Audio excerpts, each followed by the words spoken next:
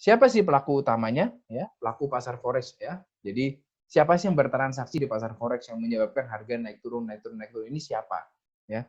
Yang pertama adalah bank sentral. Ya, bank sentral tuh contohnya di Indonesia adalah Bank Indonesia. Di Eropa disebutnya European Central Bank, di Amerika disebutnya Federal Reserve Bank atau disebutnya dengan Fed.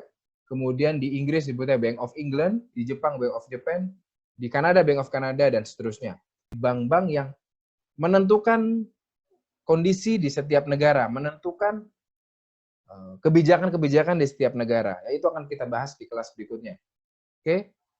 Kemudian bank komersial, ya. Bank komersial itu seperti HSBC, Citibank, itu bank komersial. Jadi bank-bank yang digunakan market untuk melakukan transaksi secara komersial, ya. Kalau bank sentral kebijakan untuk mata uang negaranya, sedangkan bank-bank komersial ini turut andil dalam naik turunnya supply dan demand. Jadi ketika banyak orang membeli dolar, ketika banyak orang membeli mata uang euro, kemudian banyak orang membeli mata uang pound sterling misalnya, nah itu yang membuat permintaan terhadap mata uang tersebut naik dan turun. Ya, jadi itu yang dilakukan oleh bank komersial.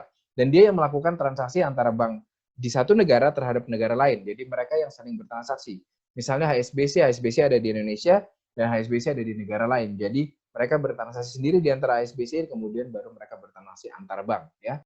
Yang ketiga adalah importir besar atau eksportir. Ya.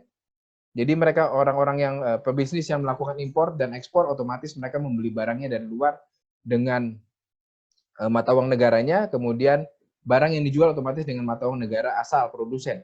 Jadi ketika membeli akan terjadi exchange, akan terjadi penukaran dari mata uang.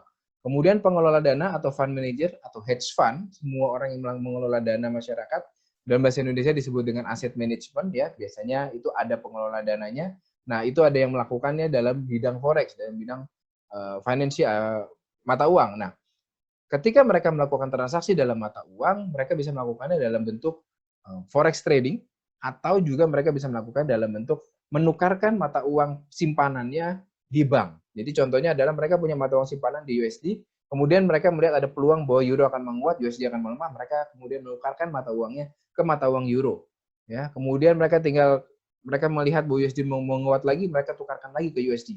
Nah, di situ terus yang menjadi apa yang dilakukan oleh pengelola dana di luar trading, ya, di luar trading.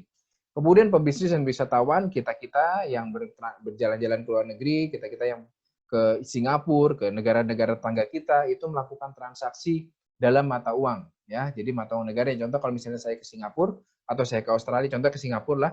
Kalau saya ke Singapura, otomatis saya nggak bisa bawa rupiah. Ya, saya nggak mungkin mayoritas kalau kita mau belanja di negara tersebut, kita nggak mungkin bawa rupiah. Jadi kalau misalnya kita mau ke Singapura tadi, kita nggak mungkin bawa rupiah untuk berbelanja di Singapura. Mungkin ada beberapa toko-toko kecil yang mau menerima, tetapi mayoritas toko-toko besar tidak mungkin menerima mata uang dari rupiah.